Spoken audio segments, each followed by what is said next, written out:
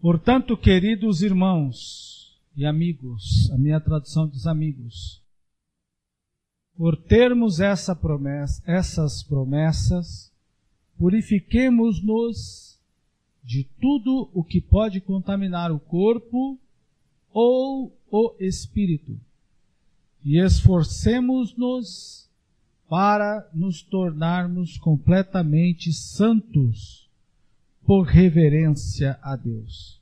Eu li o texto, eu perguntei, por que será que o coração dos irmãos de Corinto estava fechado? E provavelmente a resposta está no texto de 2 Coríntios capítulo 2, verso 1 até o 3, que eu vou ler. Portanto, estabelecerei o propósito de não lhes fazer outra visita dolorosa. Se eu lhes causo dor, verso 2, quem me alegrará? A não ser o povo a quem infligi dor. A não ser o povo a quem infligi dor? Verso 3, de fato, este é o motivo de escrever-vos como fiz, para que ao chegar eu não tivesse de infligir dor a quem deveria me fazer feliz, porque eu estava muito confiante de que todos vocês acreditavam que se eu não estivesse contente, nenhum de vocês também estaria. Então observe, os irmãos estavam com o coração fechado com o apóstolo Paulo, em primeiro instante, porque as conversas de Paulo com a igreja de Corinto não eram assim daquelas de massagear. Não eram boas, no sentido de alegria. O Paulo, apóstolo, nas suas epístolas aos irmãos de Corinto, ele não estava alisando os irmãos. E eles estavam tristes com isso, e tinha um problema maior, mais agravante, que a igreja de Corinto não aceitou o tratamento de Paulo, pelo menos aparentemente. Qual foi? O incesto do primeiro livro, capítulo 5. Quando Paulo fala, tem alguém aí que está fazendo sexo com a mulher do próprio pai, e vocês estão achando que estão abafando. Está tudo bem entre vocês perderam o juízo? E aí a igreja de Corinto fica aborrecida e com todos os problemas que ela vem apresentando e Paulo tentando resolver, ela se sente frustrada. Então a repreensão que fez ao incesto praticamente provoca também essa sensação de coração fechado. Interessante como nós temos dificuldade de assimilar a repreensão, de não receber a repreensão. Nós temos dificuldade de não receber, em receber a correção.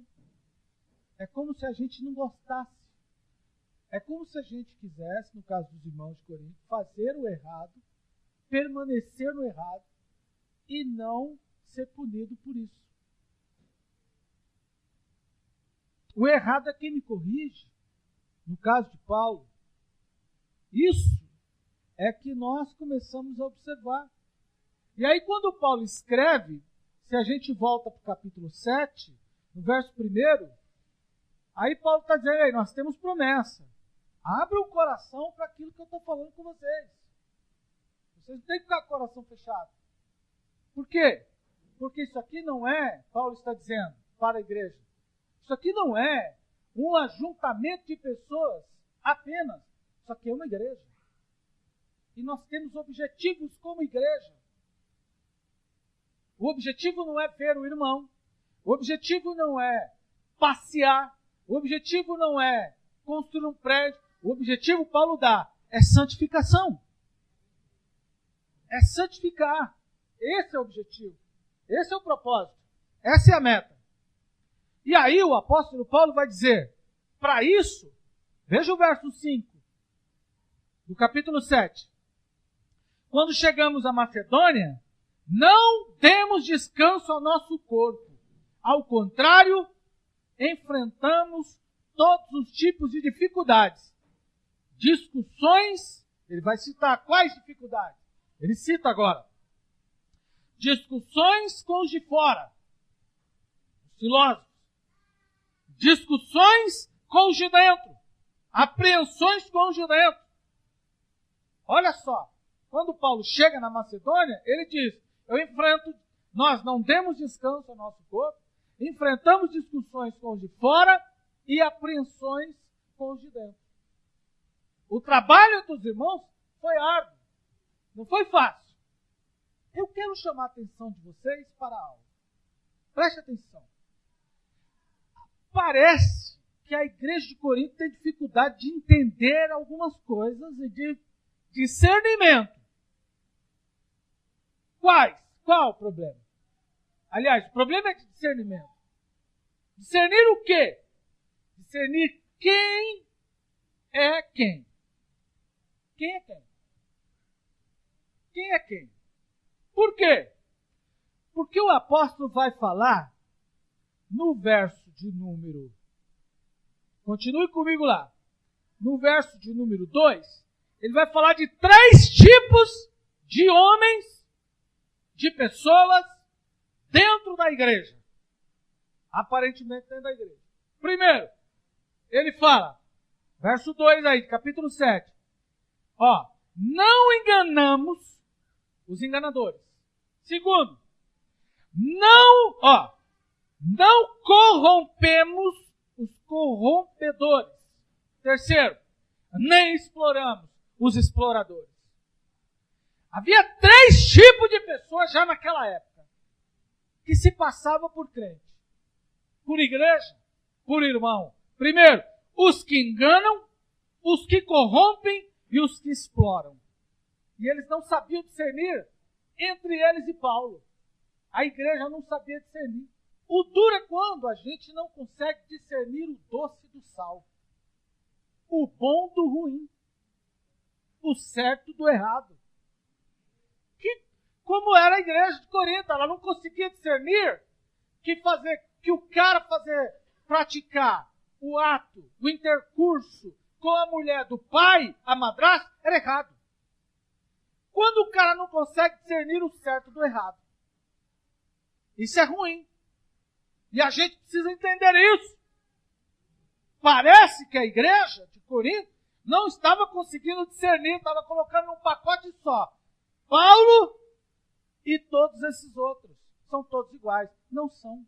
Paulo está dizendo, eu não sou assim. Você sabe que a igreja de hoje está vivendo isso? Não sabe discernir o que é certo do que é errado. Observe que nós temos 3 tipos de homens, 3 tipos de pastores, 3 tipos de pregadores que estão por aí pregando. Primeiro, os que enganam, a ordem dos fatores não altera o produto.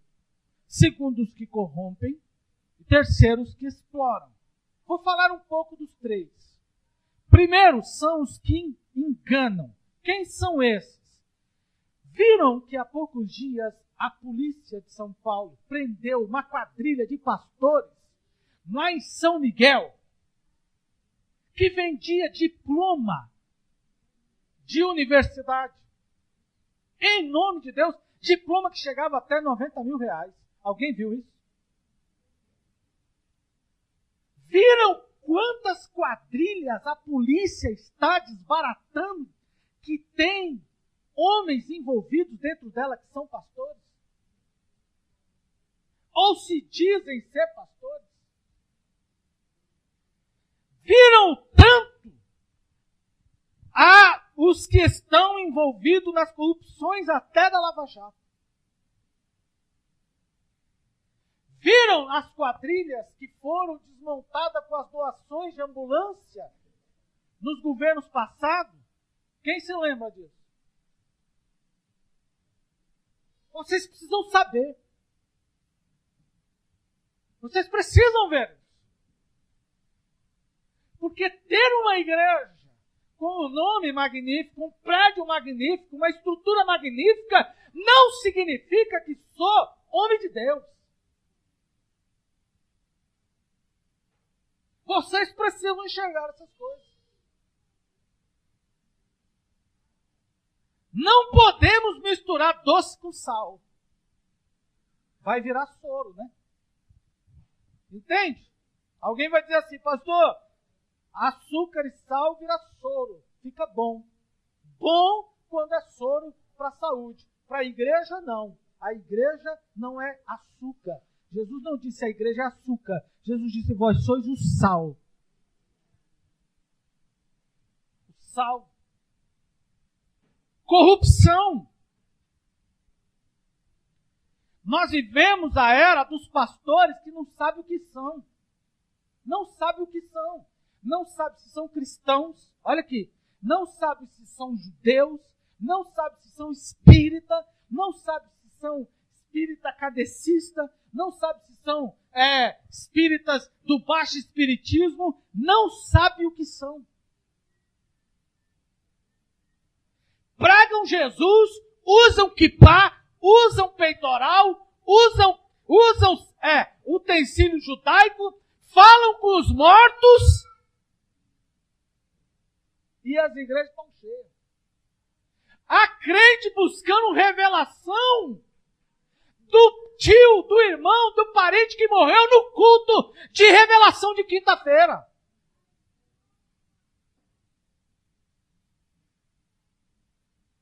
Há crente falando com Abraão.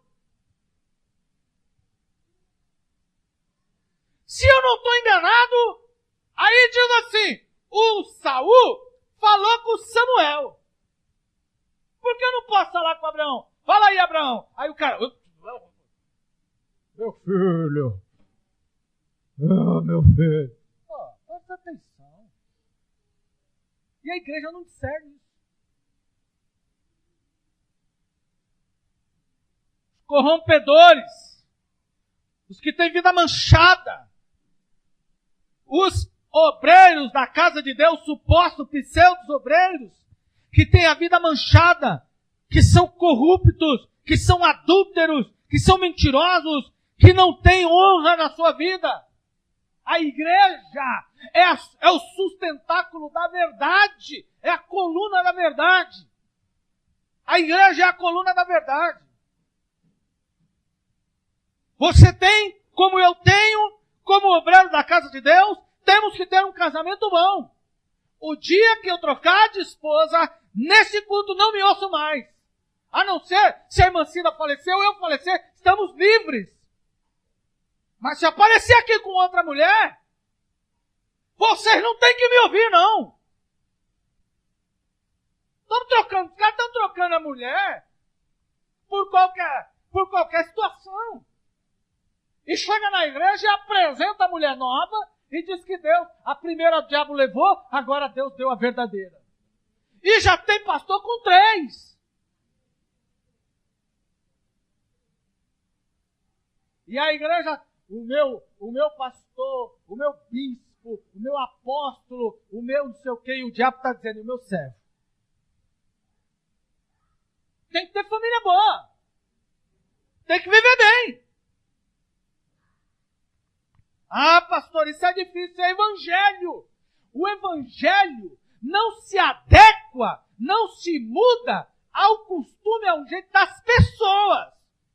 Não é o evangelho que muda para a pessoa, é a pessoa. O evangelho muda a pessoa.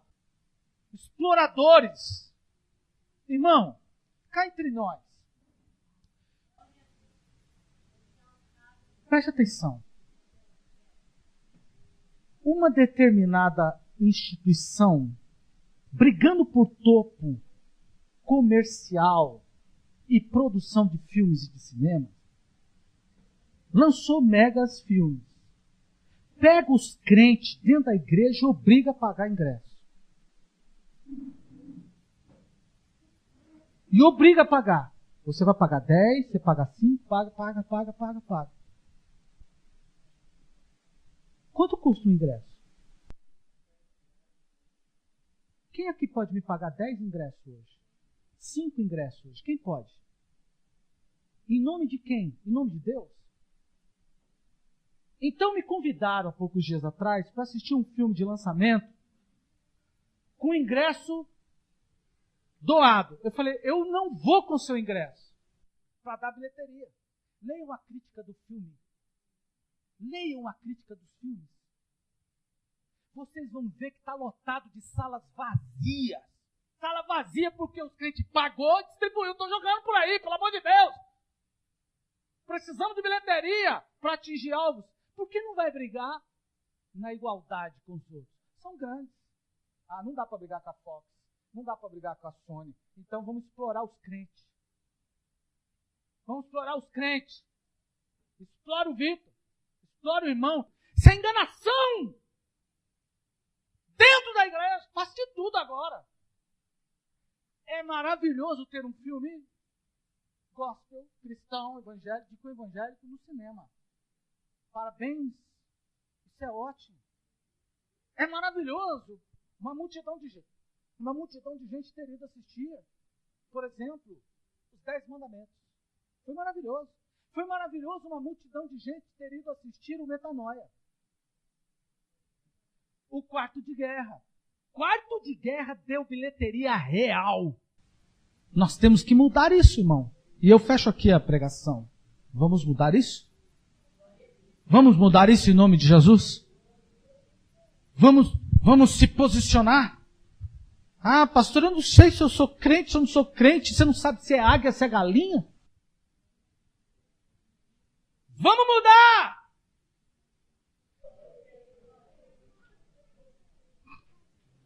Então eu finalizo dizendo, voltamos ao verso número 2. O apóstolo Paulo diz, querido, abre o coração.